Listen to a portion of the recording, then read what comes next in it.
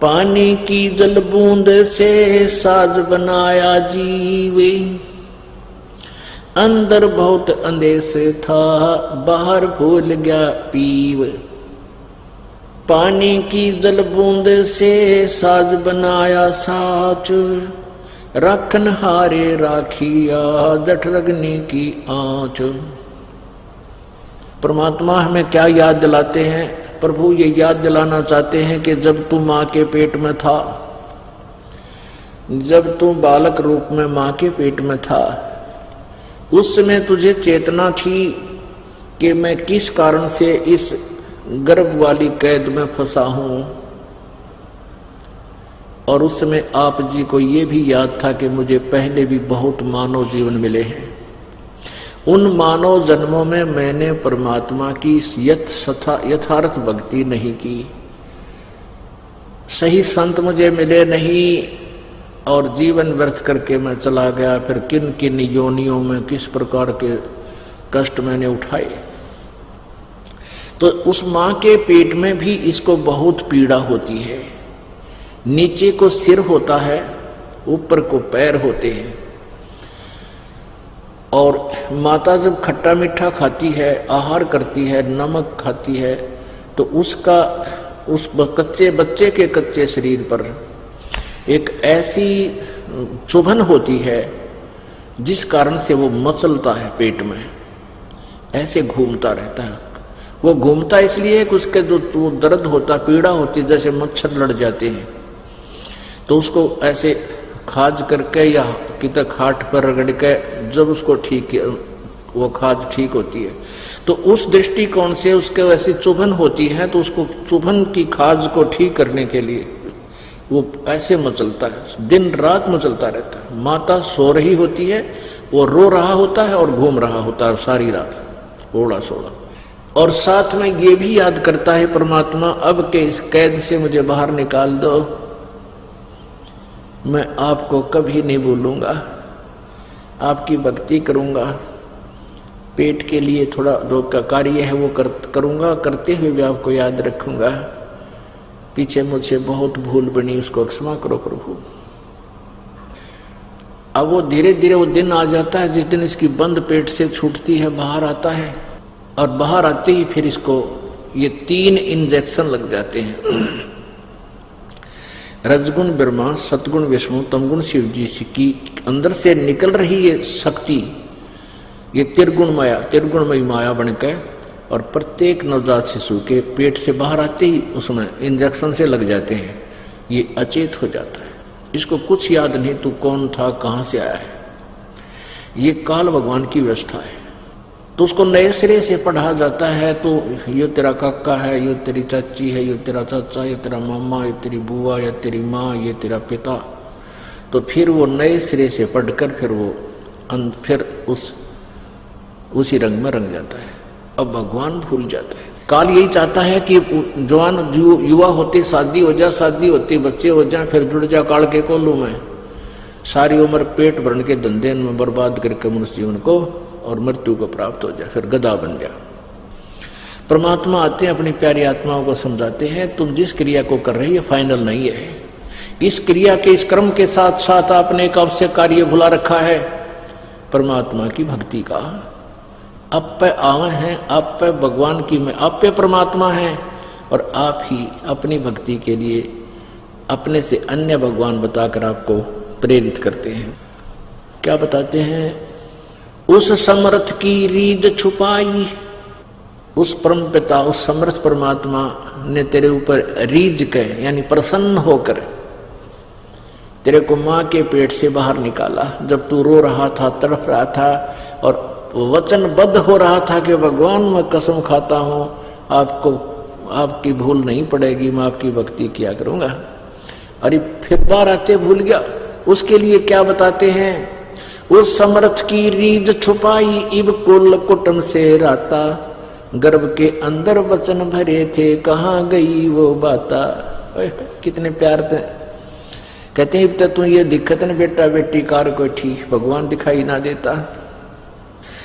तो क्या बताते हैं कि उस समर्थ की रीझ छुपाई, जिस परमात्मा ने प्रसन्न होकर तेरे को सकुशल माँ के गर्भ से बाहर निकाल दिया, उसको भूल कर तू भी एक दूसरे पर आश्रित हो गया है। मेरा बेटा ऐसा है, मेरा बेटी ऐसी है, इतने कमाई करती है, फलाना करती है, और भूल गया भगवान को। उस समर्थ की रीझ छुपाई, कुल कुटुंब से राता, रात माने लीन हो गया, कुल कुटुंब में उलझ गया तू। और गर्भ के अंदर वचन भरे थे, कहाँ गई वो बात? जैसे कोई किसी को अपने प्यारे मित्र, बहन, भाई, सहेली को बताता है ना, अच्छा भूल गया उन बातों ने, देख याद कर दे, उस दिन क्या कहा था तू, उस दिन क्या कह रहा था, ये भूल गया। तो यानी उसको वो वस्तु याद दिलाने के लिए, उसको मोल्ड करने के लिए परमात्मा, जैसे वचन कहे जाते हैं, परमात्मा प्रत्येक वाणी का प्रयोग कर रहा है। जैसे अपने आत्मा परमात्मा ने इतनी मोटी वाणी बोल, इतना मोटा ग्रंथ बना रखा है, अपनी वाणी बोल बोल के, कबीर सागर, कबीर वाणी, लोको कबीर दोहावली है। और फिर जिन संतों को मालिक ने अपनी चेतना दी, उन साक्षात्कार कराया, उनके अंदर ज्ञान योग खोल दिया, उन महापुरुषों ने भी से मोटे मोटे ग्रंथ परमात्मा की महिमा के बना रखे हैं। इसलिए बना रखे हैं कि ना जाने कौन सी वाणी किसका चुड़ जा और उसका जीवन बदल जावे, वो निकल जा काल के जालते हैं। जैसे कुएं में बाल्टी गिर जाती है, कुएं में बाल्टी डोल गिर जाता है जो पानी निकालने वाला होता है, तो उस बाल्टी को निकालने के लिए एक रस्से से बांधकर 20, 22, 21 हुक डाले जाते हैं। उनको एक ऐसे गुच्छा बना दिया जाता है हुकों का, किसी का ऐसे मुंह, किसी का ऐसे मुंह, किसी का ऐसे, और ऊपर से इकट्ठे बांध दिए जाते हैं एक कड़े में, और रस्सी से बांधकर उनको नीचे डाल दिया जाता है। बाल्टी को खोजने के लिए ऐसे घुमाते हैं कुएं में, कूप में, तो वो ना उस एक कुंडे में उलझ के आ जाती है। इसलिए ज्यादा डाले जाते हैं कि ना जाने कौन से कुंडे में उलझ जाए, कौन से हुक में सूत बैठ जाए, वो निकला हुआ बाहर। तो ये वाणी रूपी परमात्मा ने ये कुंडे यानी हुक डाल रखे हैं, ये बोल रखी है, ना जाने किस प्यारी आत्मा के कौन सी वाणी चुभ जा और निकला दलदल से बैठ जा, सत्संग में आकर भक्ति करे अपनी। अब माँ से के पेट से आने के बाद ये नए सिरे से इसको पढ़ाते हुए परमात्मा बताते हैं, पानी की जल बूंद से साज बनाया साची, रखण हारे राखिया तू जठरग्नि की आंचे। माँ के पेट में, गर्भ में, जहाँ हमारी पाचन क्रिया का सिस्टम है उसको जठराग्नि बोलते हैं, वहाँ बहुत जबरदस्त हीट है। अब परमात्मा की व्यवस्था बहुत जबरदस्त है और पुण्यात्मा ही इसको समझ सकती है। जहाँ पर भोजन हम जैसे रोटी आटा हमने जैसा भी पक्का कच्चा कर लिया, कई कच्ची सब्जियां भी खाते हैं, फल भी खाते हैं, और रोटी भी ये कच्ची पक्की ही होती है। इनको हम खाते हैं तो अंदर जा करके इनको दोबारा गर्म करता है, अंदर परमात्मा का एक सिस्टम है और उनको इतना गर्म कर देता है कि उनको नए सिरे तो अलग अलग अंश बनाए जाते हैं। तो कहते हैं उसी जहां तो तेरा एक चीकला सा बन रहा था शरीर का माँ के पेट में, गर्भ में, और वहीं पर इतनी भयंकर आंच थी, तेरा जरा सी लग जा तो सारा खत्म हो जाए। अब कहने का भाव परमात्मा का ये है कि जिस भगवान ने माँ के पेट में भी तेरी रक्षा की और माँ के गर्भ में तुझे आहार पहुंचाया, क्या आज वो तेरे प्रति सचेत नहीं है?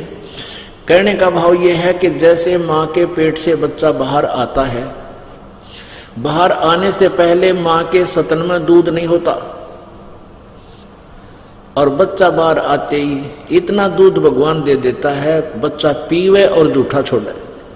और उससे पहले ट्राई करके देख लो, एक टोपा दूध नहीं होता। तो कहते हैं कि जब माँ परमात्मा ने तेरी इतनी चिंता है माँ के पेट से बाहर आने से पहले, और उसने पूरी व्यवस्था कर रखी, दूध चाहिएगा, दांत नहीं है बच्चे का, दूध चाहिएगा तो दूध माँ के सतन में व्यवस्था कर दी। तो क्या आज वो तुम्हारा मदद नहीं करेगा? तुम अपने में सियाने बन के चोरी करके, मिलावट करके, बकवाद करके, 1 मिनट की फुर्सत नहीं भगवान भजन की, तो इन बातों से मन हटेगा, इन बकवादों से, और समय निकलेगा भगवान से। एक समय एक माई के बच्चे ना होया करते, एक संत उनके द्वार पर आता था। माई ने काफी प्रार्थना की। एक दिन उस संत ने कहा कि माई तेरा संतान जब हो जा, भगवान सुन ले तेरी, तो पहली संतान पहला पुत्र मुझे दे देना, मैं अपने शिष्य रूप में रख लूंगा। उसने नो चिंता थी, तू बड़ होएगा तेरी सेवा कौन करेगा, एक बालक बचपन तक रंग दूंगा उसने अपनी रंग में, वो संसारिक में ना फंसेगा। तो माई वचनबद्ध होगी कि महाराज अगर मेरे 2 पुत्र हो गए तो पहला बेटा मैं आपने दे दूंगी। पक्की बात से पक्की बात। परमात्मा की रजा हुई, पहला पुत्र हो गया और वो साल भर का हुआ, इतना दूसरा और हो गया, तीसरा और हो गया, 1-2 बेटी होगी। और उससे कई वर्ष हो गए थे शादी ने, उनका संतान ना हुई थी। तो माई को खुशी हुई, भी महाराज जी का क्या वचन कर रखा है। वो आश्रम में रहा करते थे, वहीं आश्रम था उनका गांव से बाहर। तो माई ने संदेशा दिया कि महाराज आपकी कृपा से ये पुत्र हुआ था, तो आपकी दया से 3 पुत्र हो गए और ये आपका बच्चा। ने बोला माई इसने 2-1 साल और रख ले तो फिर मुझे दे दो। 3-4 साल का हो गया, थोड़ा सा तो महाराज को दे दिया। 2 उसके पास रह गए, 1 बेटी। अब वो लड़के को 10-12 वर्ष तक, यानी 15, 16, 17 साल का हुआ, तब तक उसने वहीं रखा, अपने आश्रम से बाहर नहीं जाने दिया। कहीं ये नकम्मे बच्चा द्वारा बैठ कर बकवाद सीख ले और तुझे छोड़ कर ना भाग गया, इस दृष्टिकोण से। तो आश्रम में क्या करते थे, वो महात्मा खुद रोटी लेकर भिक्षा मांगने आता था और आश्रम में औरतों का जाना अलाउड नहीं था। तो महाराज जी जो है खुद भिक्षा लेकर जाता था और बना खा लेते थे, लड़का बना लेता था, फिर शाना हुआ था। एक दिन उस बच्चे के, उस महात्मा जी का बुखार हो गया बहुत ज्यादा, और वो 2-3 दिन तक चल गया। जो भिक्षा ला रखी थी वह खत्म होगी। तो लड़का बोला महाराज जी आज मैं भिक्षा ले आता हूँ, आपकी आज्ञा दो। महाराज जी बोला भाई नो करिए, सीधा गली में चला जाना और बाएं मुड़ जाना, और बाएं साइड में ही जो पहला घर हो ना उसमें भिक्षा लाना, और उसमें जो मिला वापस आ जाना, और मत जाना कहीं पर। उसने आज्ञा का पालन किया, वो डोला लेकर चल पड़ा। वहां जाकर क्या देखा उसने कि जब उसने कहा कि माई भिक्षा देना, उस माई ने कहा कि जा बेटी, उसकी लड़की से, वो लड़का 18-19 साल का हो गया, वो लड़की थी 15-16, 12-13 साल की, 10-12 वर्ष की होगी। उसकी माई ने कहा कि जा बेटी बाबा जी का भिक्षा गाला। अब वो भिक्षा लेकर गई तो उसने क्या देखा कि उस लड़की की चेस्ट पे जैसे दूध ही उभर आती है बच्चे के। तो उस लड़के ने सोचा ये इस बहन के फोड़े हो गए, और उनके गुरुजी का एक दिन फोड़े फोड़ा हो गया था, और वो फोड़ा बाल तोड़ था, अच्छा मोटा हो गया, और महाराज जी घना दुख हो गया था, काफी मतलब पीड़ा महसूस करते थे, रोते थे रात को। तो वो 1 हफ्ते में जाके वो फोड़ा फूटा था, वो दवाई जुड़ी बांधने से। तो उसने सोचा कि ये जो गुरुजी का फोड़ा हुआ था, इस बहन के ये फोड़े हो रहे से 2। वो कहने लगा बहन आपके ये फोड़े हैं ना, आपके फोड़ों की दवाई मेरे गुरुजी के पास है, आश्रम में आ जाना, इन फोड़ों की दवाई लगा देंगे, आपको दर्द नहीं हो रहा। अब उस लड़की ने सोचा ये बकवाद कर रहा निकम्मा ढेड़। तो वह गालियां मंड गई उसने, ढेड़ तेरा माँ कोई ना, तेरा बहन कोई ना, अपनी बहन के फोड़े फुड़वा ले, नो करवा ले। वो लड़ने लगी। उस माँ ने सोचा ये क्या झगड़ा हो गया इनका। वो आई, माई ने पूछा कहाँ से आए हो महाराज जी? एक आश्रम से आया हूं मैं। वह जानेगी क्यों, तो वे बेटा मेरे वाला जो मैंने दान किया था। उस बेटी को पता क्यों बाहर आने नहीं दिया उसने, उस पहचानते नहीं थे एक दूसरे को, ना घर जानता था वो लड़का। तब उसने कहा महाराज जी, वो लड़की को समझा, बेटी क्यों गाल दे रही है, तेरा भाई है। अरे इसने देखा नहीं आज तक, कोई समाज बाहर आया नहीं, महाराज जी को मैंने इसको दे रखा है, आज वो पहली बार आया है, क्या बात होगी महाराज जी, गुरु जी क्यों नहीं आए।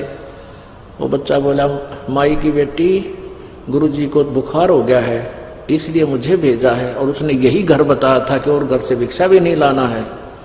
और मैं तो इस बहन, क्या झगड़ा हो गया तुम्हारा, कि मैं तो इस बहन को कह रहा था कि मेरे गुरु जी का फोड़ा हो गया था, वो बहुत रोया करते थे, मैं इसको पूछ रहा था तेरे इन फोड़ों में दर्द नहीं होता बहन, या मुझे गालियां देने लगी, नाराज होगी पता नहीं। तो वह माँ तो जानेगी, तो भोला भगत से इसको पता नहीं किसी वस्तु का, बहन वह दुख मानेगी कि नकम्मा आदमी बुंडा बोला है। तब उस माई ने बताया कि महाराज जी ये मेरी बेटी है और ये फोड़े नहीं हैं, इसकी हम शादी करेंगे 1, 2 साल, 4 साल में, 5 वर्ष में, और शादी के बाद फिर इसका संतान होएगी, और वो संतान के लिए इनमें परमात्मा दूध देगा उस बच्चे के लिए। ये फोड़े नहीं है, ये इसके सतन है, और इनमें दूध आओगा, संतान जो इसके बच्चे पैदा होंगे दूध पिया करेंगे इस तरह। अब कब कितने दिन में शादी करोगे कि 2-4 वर्ष में और शादी करेंगे, और 1-2 वर्ष में फिर बालक होगा। अब वो जितना आटा उसने डाल रखा था ना लड़की ने, वह जोड़ी वही फेंक दी और चल पड़ा वापस।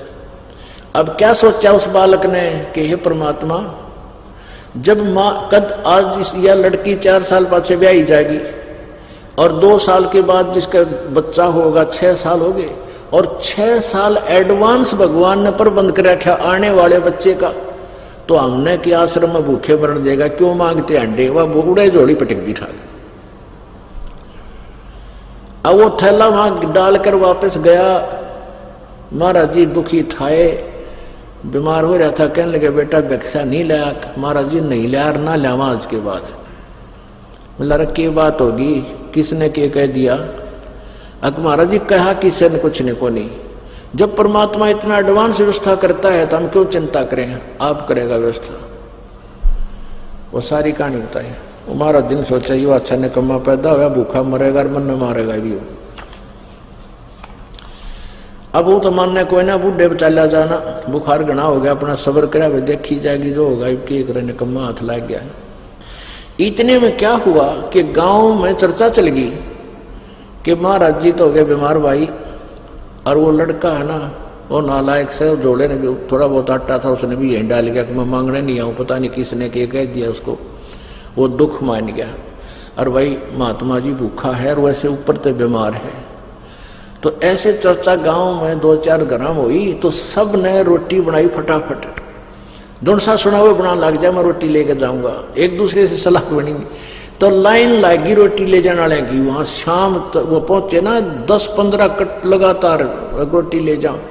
वहां आश्रम में ढेर ला दिया रोटियां का 4 बजे। तब वो लड़का बोला गुरुजी हम तो वही मांगते फिर थे, देख मालिक ने ठाठ ला दिया। और उस गांव ने उस दिन के बाद वो एक घर की डेली ड्यूटी ला दी कि प्रतिदिन एक घर इनकी रोटी यहां पहुंचाया करेगा। बोलो सतगुरुदेव।